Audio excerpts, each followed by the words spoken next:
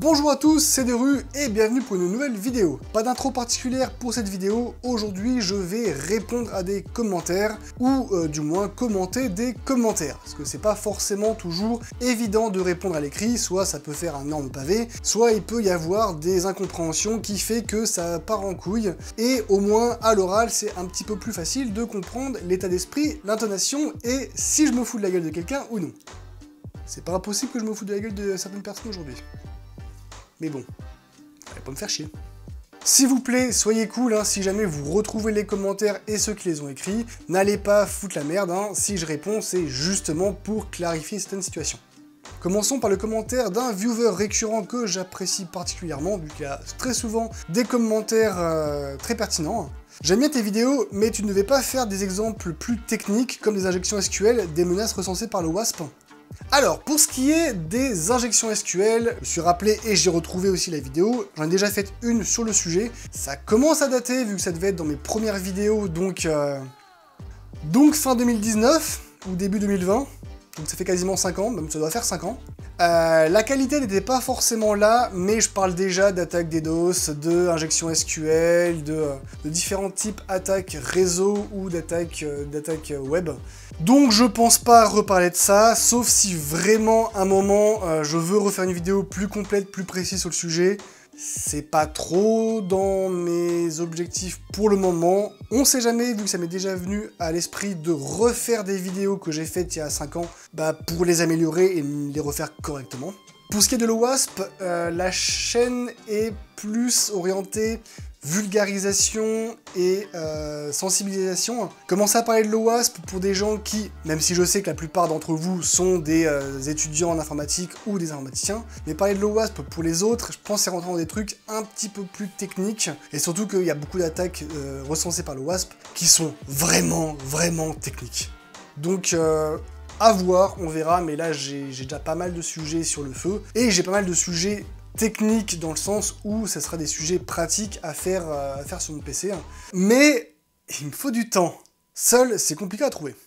Au sujet de la vidéo sur la panne Windows de l'été 2024. Déjà débunké, mieux et plus tôt. Mettre 4 écrans en fond ne garantit pas la qualité. En même temps, 4 écrans ne cherchent pas à montrer la qualité de la vidéo. Alors, comme j'avais déjà expliqué, mes vidéos sont écrites à l'avance et j'ai pas forcément le temps ou l'envie, mais surtout le temps, de revenir sur une vidéo déjà écrite. Il faut savoir que la vidéo sur la panne de Microsoft de l'été 2024, celle qui a paralysé pendant, je crois, quasiment une journée, énormément d'entreprises, je l'ai faite un mois quasiment après la panne, enfin je l'ai écrit quasiment un mois après la panne, et toutes les informations, toutes les causes n'étaient pas encore connues. Et oui, je suis après tombé sur des articles en octobre ou novembre qui parlaient de la panne, qui expliquaient tous les détails, qui donnaient toutes les informations que Microsoft avait partagées. Sauf que je me voyais mal refaire une autre vidéo, ou vite reprendre ma vidéo et rajouter un complément, ça me faisait un petit peu chier. Et de toute façon, le but, c'était pas de rentrer dans les détails techniques, donc cette vidéo était juste pour indiquer aux gens qu'il y a eu un problème et leur expliquer ce qui s'était passé, et pourquoi il y a eu ça.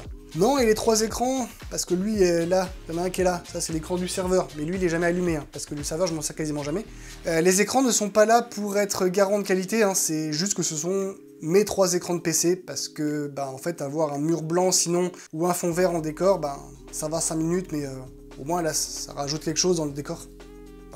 Salut la team, quelqu'un aurait un sujet de mémoire pour la licence 3 en informatique, plus précisément en sécurité ou réseau, merci. Personnellement, moi, j'ai pas vraiment eu le temps de répondre à ce message-là parce qu'il y a 3 mois, j'étais quelque peu occupé. Mais si jamais vous avez des idées de sujets de mémoire en réseau ou en sécurité, n'hésitez pas à les donner.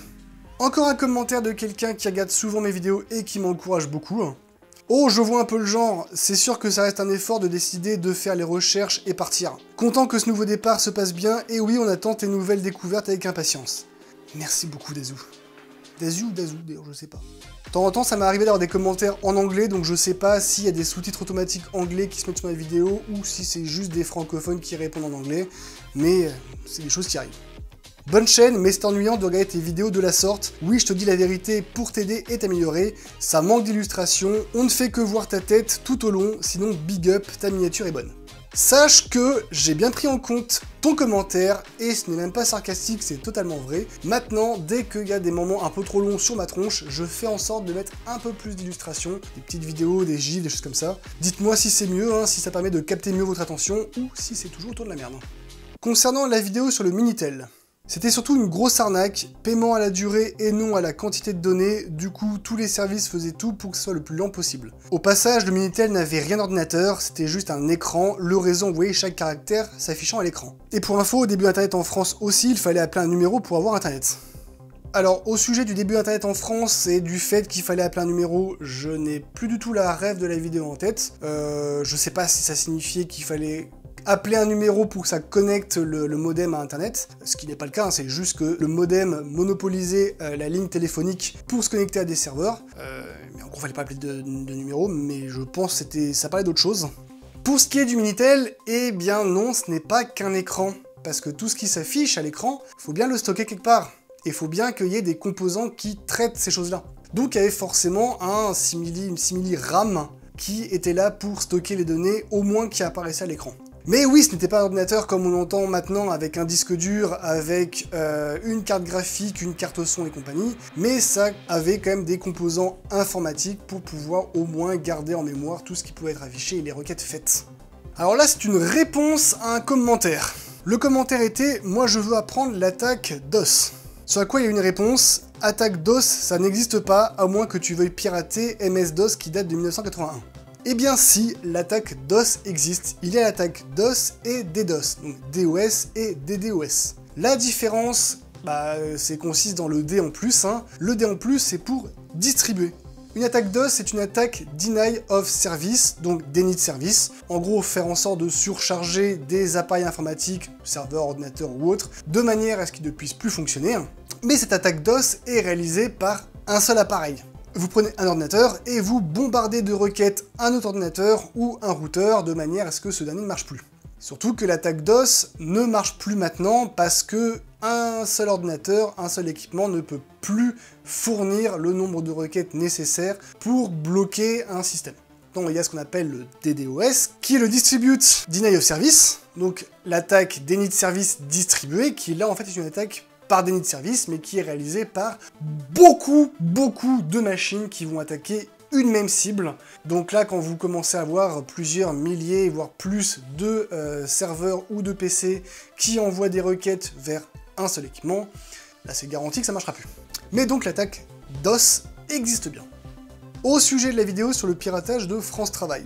C'est ouf quand même, t'as une société, RGPD, tout ça, si on arrive à pirater les données de tes clients, c'est toi qui prends tout car c'est ta responsabilité, mais la CAF, le Centre des finances publiques, piraté depuis 2 ans, France Travail, pas d'amende à coût de millions voire milliards, pas de dédommagement pour chaque inscrit, et tout le monde restera en poste. Et après, France Travail vont s'étonner pourquoi plus personne ne répond à leurs appels, pourquoi leurs numéros sont doucement classés en appel malveillant, pourquoi plus personne n'ouvre leurs mails, comme d'autres services en France, publics comme privés. Alors, déjà, sache que ce n'est pas parce que des données ont fuité que tu vas te prendre une amende ou non. Ce qui va se mettre en place, déjà, c'est de vérifier si tu respectais la RGPD. Parce qu'il y a des manières bien connes de se faire avoir et de se faire voler des données clients qui, malheureusement, ne seront pas de ton fait. Perte de téléphone, perte d'ordinateur, j'allais dire un mail malveillant, un mail de phishing, mais techniquement c'est un peu de ta faute, mais de la faute de l'utilisateur. Donc, non, dès l'instant que tu respectes la RGPD, tu ne prendras rien. Et mis à part peut-être une perte de confiance de tes clients, mais ça, c'est pour n'importe qui en fait, des cas de piratage. Et donc si la RGPD n'est pas respectée, et que on estime que, l'ANSSI plutôt, l'ANSSI ou la CNIL, estime que c'est à cause de ça qu'il y a eu fuite de données, alors dans ce cas-là, oui, tu te prendras une amende. À coup de milliards, non. Parce que les amendes de non-respect de la RGPD ne vont pas jusqu'à ces extrémités-là. Pour la suite, eh bien non, les numéros de téléphone de France Travail ou les mails envoyés par France Travail ne sont pas catégorisés comme malveillants, étant donné que ce sont les données des clients qui ont été volées et pas les numéros de téléphone de France Travail ou le domaine qui n'a pas été spoofé, donc qui ne va pas être volé et utilisé à mauvaise escient. Par contre, les clients, alors, depuis le temps, ont peut-être dû se faire appeler pour d'autres motifs et ou recevoir des mails de phishing ou d'arnaque, mais pour d'autres motifs que France Travail. En fait, il faut savoir que une réglementation, dès l'instant qu'on la respecte et qu'on n'a rien à se reprocher, peu importe ce qu'il arrive, on peut pas vous le reprocher. On peut pas vous reprocher en disant qu'il vous est arrivé une merde, que vous vous êtes fait pirater, on vous a volé des données, et que c'est de votre faute. Si vous avez respecté la RGPD et toutes les autres réglementations en vigueur, on peut rien vous dire. Sinon, en fait, il suffit juste que quelqu'un arrive dans votre locaux, dans votre société, démonte la porte, alors quand je démonte la porte, c'est donne un grand chassé pour l'exploser, vole un PC ou un serveur, un NAS ou n'importe quoi sur lequel il y a des données clients, et ça veut dire qu'on pourrait vous mettre sur le dos. Non, dès l'instant que vous avez tout respecté à la lettre, que vous avez sécurisé au moins le minimum réglementaire, on peut rien vous dire. Voilà, voilà. Sur la même vidéo, je suis pas choqué par ces attaques informatiques. En France, les DSI, les directeurs des systèmes d'information, ne gèrent que leur parc info et besoins internes. Tout le reste, les DSI n'ont pas les compétences. Je rappelle, France, on n'engage que par piston. On restera toujours au fond du trou de la sécurité info. Petit rappel, il y a eu Renault, les hôpitaux, on donne même nos données de santé à Microsoft. Alors, déjà, il y a beaucoup d'éléments qui n'ont rien à voir les uns avec les autres. Déjà, pour ce qui était de Renault, c'était l'époque, donc je crois que c'est 2017 si je me trompe pas, c'est l'époque où il y a eu toutes les attaques par ransomware, et en fait là c'est le monde entier qui s'est fait avoir. Il n'y a pas que Renault, il y a eu Maersk, il y a eu, je sais même plus, j'ai fait une vidéo sur les ransomware, faudra juste aller la regarder après. Mais en gros, c'est le monde entier qui s'est fait surprendre, et la France n'était pas le seul à se faire shooter, voire même on n'a pas été le pire. Pour ce qui est des DSI, leur but c'est juste en fait de poser un cadre de l'utilisation de l'informatique dans une entreprise. Leur but c'est même pas de gérer ou de s'occuper de la sécurité. Ça, la sécurité, c'est le rôle des RSSI, des responsables de la sécurité des systèmes d'information, et surtout des équipes qu'ils ont sous leur responsabilité. Un DSI, il n'est pas tout seul, hein, comme un RSSI. Il faut bien comprendre que chaque chose est différente. Le RSSI, oui, techniquement bosse sous la responsabilité d'un DSI, mais le DSI, son boulot, ça va pas être de comprendre ce qui se passe. Son boulot, ça va être d'être directeur, donc de gérer une direction, quitte à n'y rien connaître en informatique. Lui, son boulot, ça va être de poser des cadres, d'être bien entouré avec des associés ou du moins des équipes techniques compétentes, de manière à ce que l'informatique de l'entreprise soit bien gérée. Et en termes de sécurité en France, on est pareil très loin d'être les mauvais. Hein. Je sais pas, il y a une image en fait qui tourne depuis des années et des années en France. Je pense que c'est les films un peu comédie, Le Gendarme et compagnie, Taxi, tout ça, et les films américains qui essayent de faire croire que en France, tout ce qui va être police, gendarmerie, on est à chier, on est nul, que les États-Unis sont ultra bons, et qu'en informatique, en sécurité, on est des branques. Non, non, non, les services informatiques, donc je vous parle pas des mecs dans un commissariat ou dans une brigade de gendarmerie, hein, je vous parle vraiment ceux qui sont dans d'autres strates techniques de la police et de la gendarmerie, ce sont des bêtes, ce sont des gens qui ont des formations qui, à ma connaissance, n'existent pas en France. Alors je parle de formation en école ou en master. C'est des formations très spécifiques qui leur sont données, et ce sont des gens qui sont capables de faire beaucoup de choses. Je vais pas dire non plus que ce sont des hackers de renom, mais on est loin d'être mauvais, et pour avoir bossé dans différentes entreprises en tant que prestataire, les équipes sécu dans beaucoup d'entreprises, elles sont très bonnes. En fait, le problème, ce sont même pas les gens ou la sécurité en France, c'est le budget. Quand l'entreprise n'a pas l'argent à mettre, c'est compliqué d'avoir une sécurité efficace, parce que tout ce qui va être outils de sécurité, ou même compétences et humains, ça coûte cher en cyber. Et pour ce qui est du piston des DSI, ça arrive encore, mais de moins en moins. Parce que justement, on est dans une ère d'attaques informatiques régulières, et donc il y a besoin aussi de DSI qui soient déjà un peu plus compétents, et le piston, de ce que j'ai vu, ça arrive encore dans les milieux bancaires et assurances, mais dans le reste, beaucoup moins. Beaucoup moins, parce que on va vite préférer un DSI qui est compétent qu'un DSI qui est pote avec la direction du dessus, mais qui sera nul et qui fera rien et qui fera juste perdre de l'argent à l'entreprise. Et pour la fin, on va parler commentaires de Linux, et surtout un en particulier, qui est à l'origine de cette vidéo, parce que franchement, il m'avait un peu mis sur le cul. Oui, encore une vidéo qui dénigre d'une manière ou d'une autre le travail de millions de personnes. Dire que les programmes Windows ne fonctionnent pas sur Linux, c'est comme dire que l'essence fonctionne pas dans un moteur diesel. Il existe des couches de compatibilité, mais c'est pas le but premier. La force de Windows, c'est la pub et le forcing auprès des développeurs pour coder des applis Windows. Linux, c'est la force d'une ou plusieurs communautés qui travaillent à rendre l'informatique simple sans imposer sa loi. Bah oui, Linux, c'est pas uniquement la ligne de commande, hein. Papy ne peut pas avoir Linux? Ben si, avec Linux Mint, tout le monde peut utiliser un PC et le garder 15 ans ou plus. Essaye de faire ça avec Windows, le PC devra être remplacé à cause d'une puce pas au goût de Microsoft, hein. Ou alors le PC ne sera plus capable de démarrer sans attendre 1 heure. Windows, c'est l'OS du monde car préinstallé sur les PC vendus en magasin.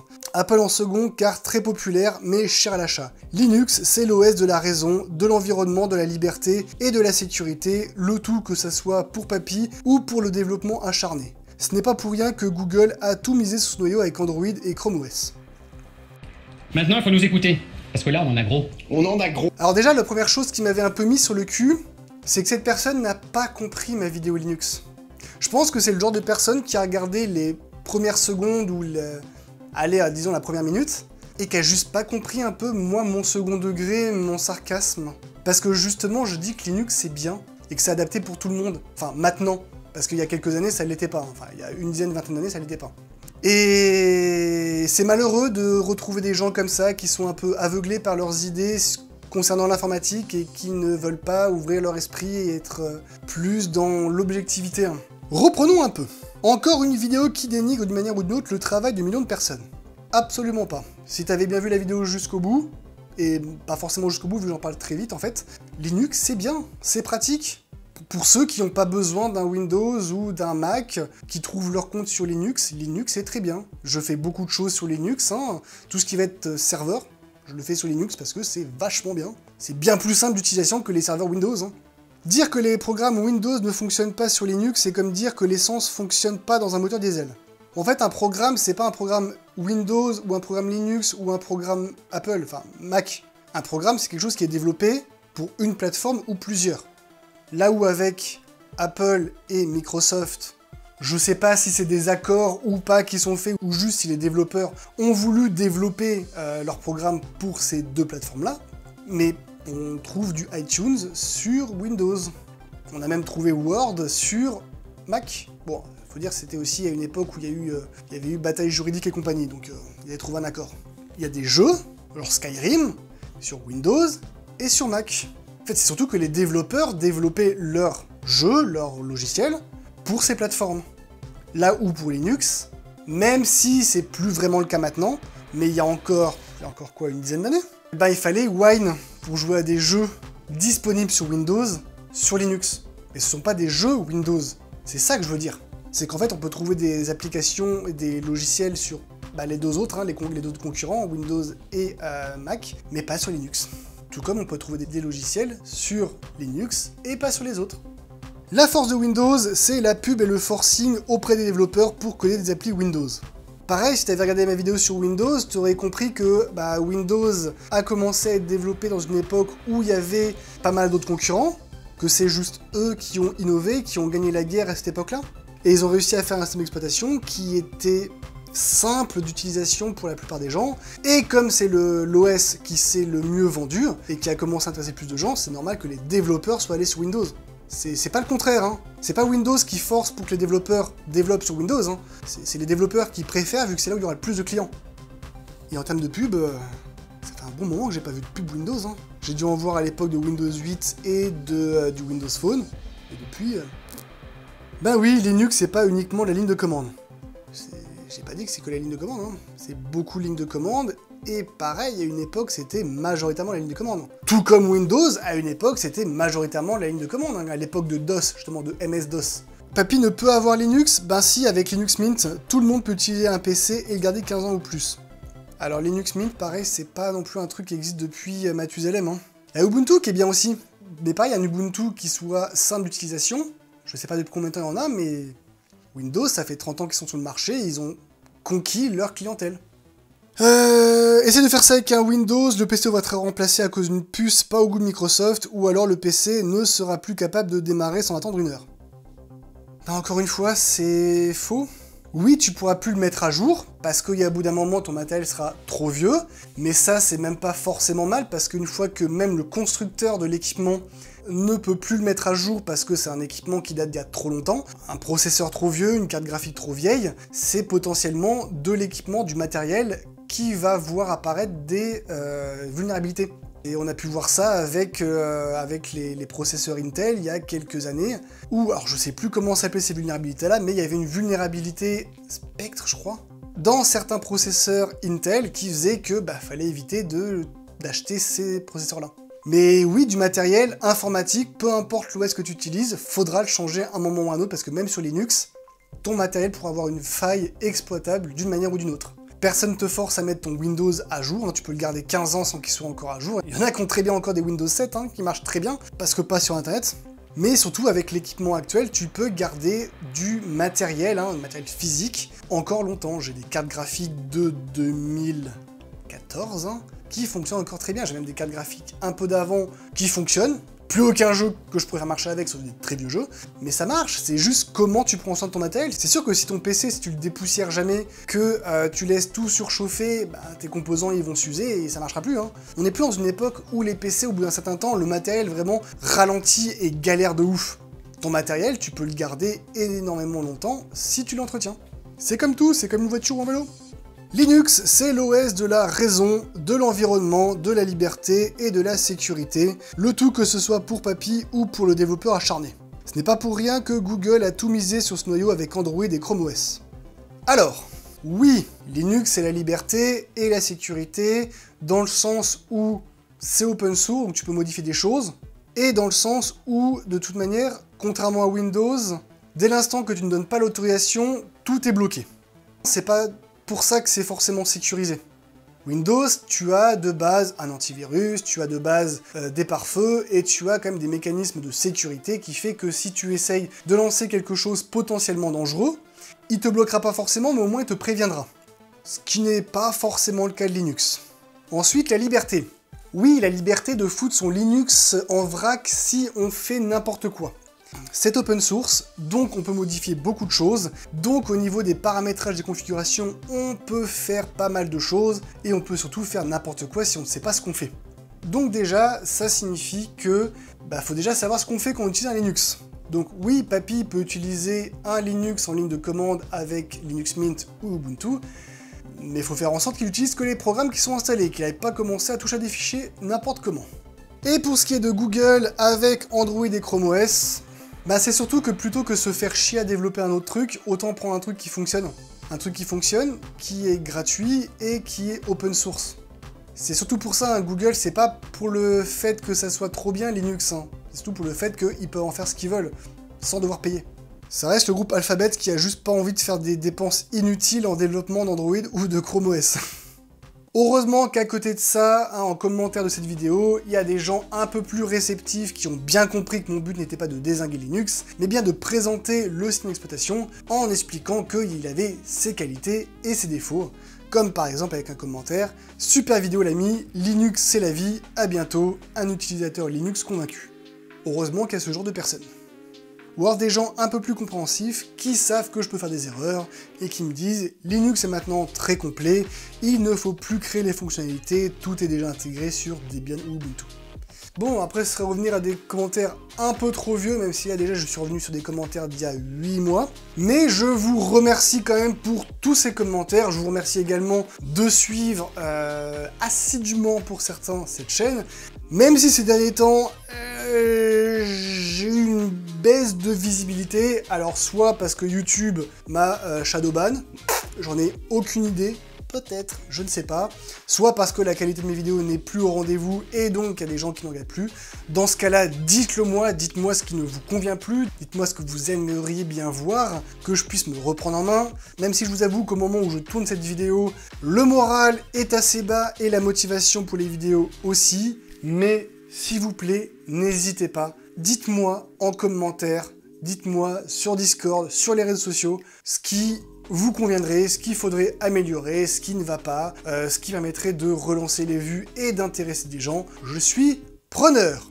Je profite de ce moment dans le montage pour vous annoncer que même si le moral est remonté et que j'ai un petit peu plus de motivation pour écrire de nouvelles vidéos et pour trouver de nouveaux sujets, je vais malheureusement faire une pause. Alors je sais pas du tout si ça va se voir dans les sorties de vidéos, mais en gros je ne peux pas vous certifier que les vidéos continueront à sortir toutes les 2 semaines dans les prochains mois, étant donné que j'ai des événements assez importants qui vont arriver et qui vont me monopoliser tout mon temps, donc entre le boulot et ces événements. Donc, je vais tout faire pour essayer de prendre de l'avance en termes de sortie de vidéo, mais encore une fois, je ne garantis rien du tout, donc c'est pas impossible que vous ayez quelques semaines qui sautent, voire un mois.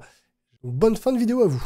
Sur ce, j'espère que cette vidéo vous aura plu. Si c'est le cas, n'hésitez pas à vous abonner si ce n'est pas déjà fait. N'hésitez pas à la partager pour qu'elle soit vue par un maximum de monde. À laisser un pouce en l'air, ça m'encourage énormément. À laisser justement un commentaire si vous avez une remarque ou une question. Et n'hésitez pas à me rejoindre sur les réseaux sociaux. Sur ce, je vous souhaite une bonne nuit, une bonne soirée, une bonne journée. Et n'oubliez pas, la sécurité est l'affaire de tous. Ciao!